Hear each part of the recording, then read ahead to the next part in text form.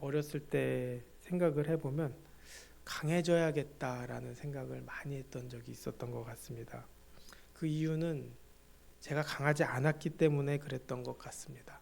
그래서 조금이라도 더 강해지고 싶어서 태권도 학원도 다니고 또 유도도 다니고 뭐 여러 가지 운동을 했던 것 같습니다. 그런데 그 마음속에 어떤 속마음이 있었는가 생각해 보면 결국 강해진 이유는 누군가를 꺾기 위해서라는 거였죠. 제가 마음에 안 드는데 못 이길 것 같으니까 힘을 더 키워서라도 쟤를 이기고 싶어 하는 마음, 누군가를 이기고 싶어 하는 마음 때문에 그랬다는 것을 보게 됩니다.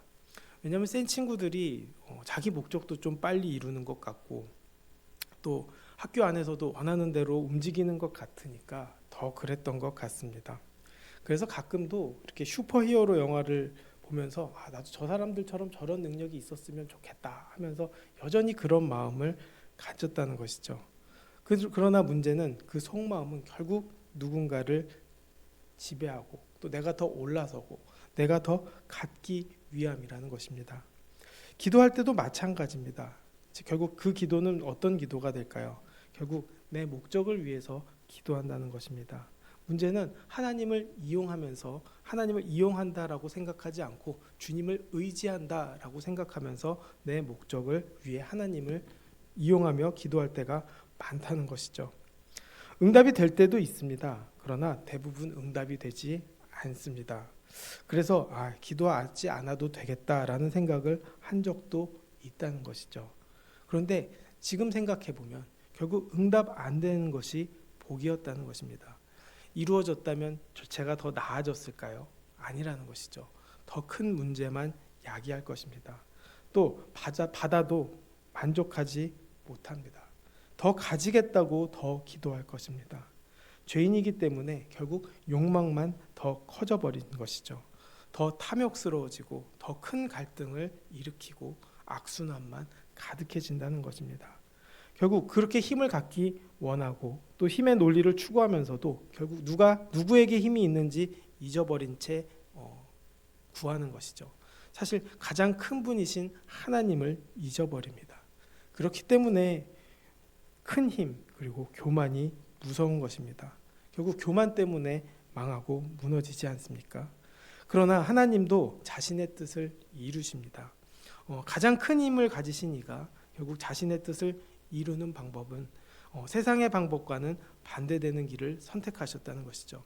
그분은 구원이라는 목적을 이루기 위해서 세상의 논리, 힘의 논리로 목적을 이루시는 것이 아니라 사랑하는 방법, 내려놓는 방법, 그리고 선한 뜻으로 죄에 빠진 우리들을 구원하는 방법으로 구원하시기를 작정하셨습니다.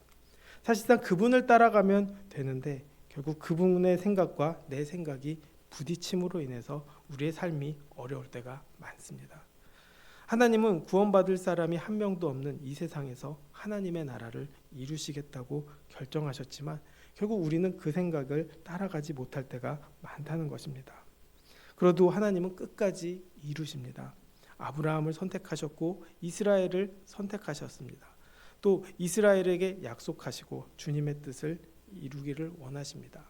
우리 역시도 그렇게 하나님의 선택을 받았다는 것이죠. 문제는 무엇입니까? 하나님은 약속을 지키시지만 이스라엘 민족은 그것을 거부합니다. 가나안 민족을 내쫓고 하나님의 뜻을 이루고 하나님의 말씀으로 살아가기를 하나님은 원하셨지만 그들은 여전히 가나안의 문화를 받아들이고 우상 숭배를 합니다. 그래서 하나님께서는 하나님께 범죄하고 우상을 섬긴 이스라엘 그리고 유다 왕국을 심판하시고 징계하시기 위해서 바벨론 제국에게 힘을 주셔서 유다 왕국을 멸망하게 하셨습니다. 바벨론이 유다 왕국을 심판하기 위한 도구로 사용한 것이죠. 하나님께서는 그냥 놔두시면 사실상 어디든지 죄악과 욕망과 힘의 논리가 일어나게 됩니다. 큰 세력들이 꼭 나타나게 되고 또 모든 것을 다 갖고 지배하죠. 절대 무너지지 않을 것 같습니다. 이들 역시 마찬가지죠. 힘을 가지면 착각합니다. 힘을 주신 이를 잃어버리는 것이죠. 자기가 잘나서 이렇게 잃었다고 착각을 합니다. 바벨론이 제국을 세우고 영토를 확장하고 그렇게 크게 선 것도 하나님 뜻 안에 있는 것이고, 망하는 것도 하나님 뜻 안에 있습니다. 심판도 하나님 뜻 안에 있습니다.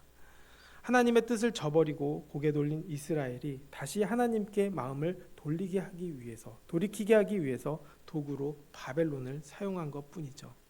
그런데 이 도구라고, 자신들이 도구라고 생각하지 못한 바벨론은 결국 분수 넘치는 짓을 하고 말아버립니다. 11절 말씀에 여호와께서는 바벨론을 향해서 이렇게 부르십니다. 나의 소유를 노략하는 자여라고 말하죠. 결국 물론 노략하라고 시킨 것은 하나님이지만, 그럼에도 불구하고 바벨론은 그 노략물이 하나님의 소유인 것을 기억하지 못한 채 자기 소유로 생각한 것입니다. 결국 하나님의 소유를 노략함에 있어서 하나님에 대한 두려운 마음과 조심스러운 태도는 없고 너무나 마땅히 자기들의 소유라고 생각한 것이죠. 하나님은 결국 그들에게 심판을 예고하십니다. 이스라엘과 유다 또 주변의 족속들에 대한 심판을 예고하신 후에는 바벨론도 똑같이 하나님의 심판으로 인해 멸망하게 될 것임을 이야기하고 계십니다. 이스라엘과 유다를 둘러싼 나라들도 바벨론의 탐욕으로 인해 또 바벨론에 의해 멸망하게 됩니다. 또 바벨론이 이처럼 유다를 멸망시키고 또 유다와 이스라엘의 주변 국가를 멸망시키는 도구 역시 하나님의 심판으로 인해 멸망된다는 것을 예고할 뿐이죠.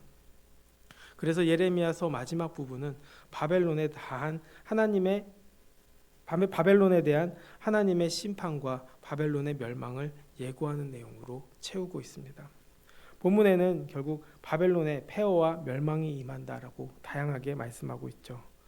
정복자들이 바벨론의 재물을 포식하며 손쉽게 탈취할 것을 이야기하고, 또 바벨론에 아첨하던 자들도 결국 바벨론이 비참하게 될 것을 볼 것이다 라고 말하고 있습니다. 바벨론의 군대가 공격을 받고 오히려 도망함으로써 조상들의 치욕을 가하게 될 것이고, 또 성경은 계속적으로 이 이야기를 말하면서 당신들이 수치를 당할 것이다 라고 이야기하는 것이죠. 모성인 바벨론도 버림을 받아 수치를 당하게 될 것이라는 것입니다. 그리고 그 땅에는 사람이 없어서 아무것도 가치 없는 땅이 될 것이고, 또 수도가 완전히 파괴될 것이며, 하나님의 보복은 결국 그 땅에서 그들의 논리로서는 당할 수 없는 힘이라는 것을 깨닫게 하는 것이죠. 그뿐만 아니라 이스라엘이 그랬던 것처럼 바벨론에도 포도원 지기와 농부가 끊어질 것이다라고 말합니다. 결국 추수 때가 되어도 거둘 자가 없고, 또 파종 때가 되어도 심을 자가 없다라고 말하는 것이죠. 아무것도 남김없이 망하게 될 것이라는 것입니다. 현실을 봤을 때 그것이 가능할 거라고 생각되지 않을 것입니다. 워낙 강했고 수많은 나라들이 덤비지 못했고, 또 수많은 나라들이 바벨론으로 인해서 멸망했기 때문에 아마 바벨론 제국은 영원할 것이다 이렇게 생각되겠지만 결코 그렇지 않다는 것이죠. 결국 하나님을 의지하지 않으면 망할 수밖에 없다는 것입니다. 아무리 강한 나라더라도, 아무리 힘이 있는 나라더라도, 아무리 절대로 무너지지 않을 것만 같은 그런 철옹성 같은 나라든 또 사람이든 간에 하나님 앞에서는 아무것도 아니라는 것이죠. 그렇기 때문에 우리가 잊지 말아야 합니다. 하나님을 의지하는 것 말고는 우리가 이 세상을 이길 능력도 없고, 또 세상도 하나님을 이길 수 없다는 것을 알아야 하는 것이죠. 결국 하나님 없으면 누구든 어디든 망하게 된다는 것입니다. 그렇기 때문에 우리는 더욱더 하나님을 의지해야 한다는 것입니다. 그렇게 의지하면 하나님은 결국 자비를 약속하시기 때문입니다. 이스라엘 백성 또 하나님의 백성에게는 그 자비가 약속이 되는 것이죠. 나라가 망한 것 같지만 하나님께서는 살리십니다. 또 오히려 그 속박에서 해방되게 할 것이라고 말씀하십니다. 흩어진 양떼가 우리로 돌아오듯 다시 그 목장으로 돌아오게 된다고 말합니다. 하나님은 이스라엘을 다시 번창하게 하실 것이라고 말씀하시는 것이죠.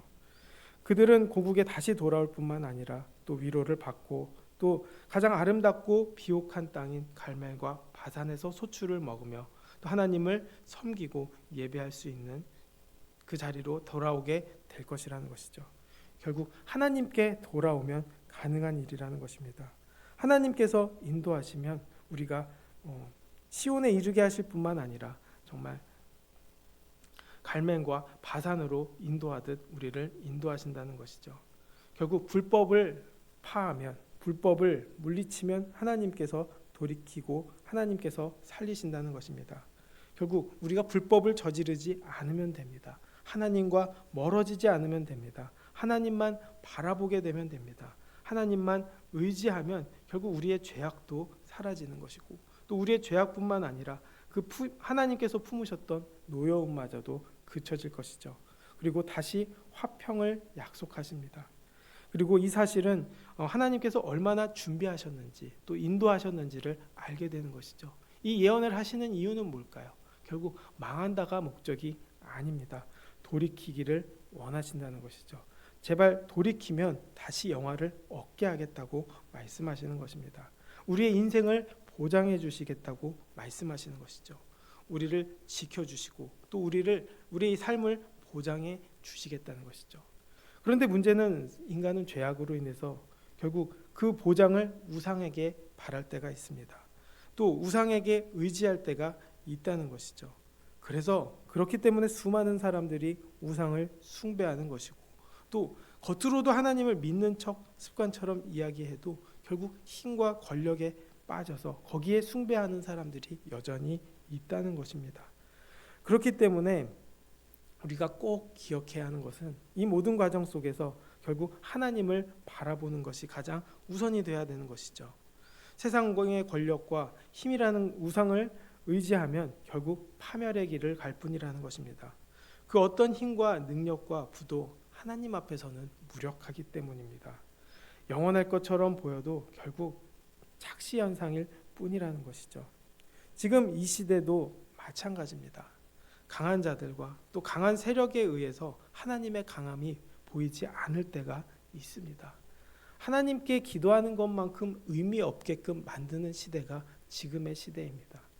아프면 병원으로 빨리 가는 게 낫지 하나님에게 기도할 시간을 갖지 않는 게 더 많습니다. 효과적으로는 병원 가는 것이 훨씬 빠를 때가 있습니다. 그러나 더 중요한 것은 그 안에서도 인도하시는 하나님께 기도해야 하는 것이죠. 하나님을 바라보아야 하는 것입니다. 그것보다 더 중요한 것은 없다는 것이죠. 그렇게 하나님 없이 살아난들 무슨 의미가 있냐는 것입니다.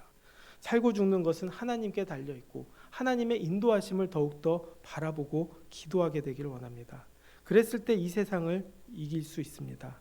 결국 그들도 하나님 앞에서 무너질 것이기 때문입니다. 그리고 그들이 무너질 때 결국 하나님의 강함과 전능하심이 드러나는 것이죠. 결국 심판과 구원은 하나님의 사랑이라는 것, 그리고 회복이라는 것을 알게 되기를 원합니다. 하나님은 여전히 사랑으로 일을 행하고 계십니다. 또 그 뜻을 마음에 늘 담고 우리와 함께 하시고 인도하십니다. 그러나 우리는 아직 그분을 다 이해하지 못해서 오해할 때가 많다는 것이죠. 그러나 나의 약함을 다른 대상의 강함으로 대체하려고 하는 것이 아니라 약하면 약할수록 더욱더 하나님을 의지하게 되길 원합니다. 약하기 때문에 하나님의 강함을 의지하고 또 그 약함을 가지고 승리를 인도하시는 하나님을 바라볼 수 있게 되길 원합니다. 그 소망이 또 그 삶이 우리의 삶이 되기를 주님의 이름으로 간절히 축원하겠습니다. 기도하겠습니다. 하나님, 힘의 논리로 세상을 바라보지 않기를 원합니다. 오히려 가장 큰 힘이신 하나님을 바라보고 주님의 뜻대로 낮은 마음, 또 사랑하는 마음, 또 구원과 회복을 바라보는 마음을 가지고 우리가 살아갈 수 있게 도와주시옵소서. 우리의 기도가 주님의 뜻이 되게 하여 주시옵시고 그 뜻이 하나 되어 주님의 뜻을 이루는 기도가 될 수 있게 하여 주시옵소서.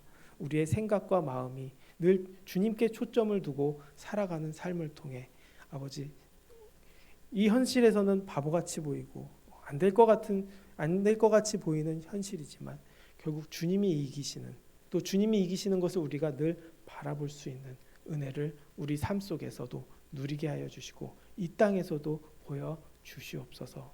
늘 승리하시는 하나님을 의지하고 달려가는 우리가 되게 하여 주시옵소서. 모든 영광 주님께 돌리며 예수님의 이름으로 기도드렸습니다. 아멘.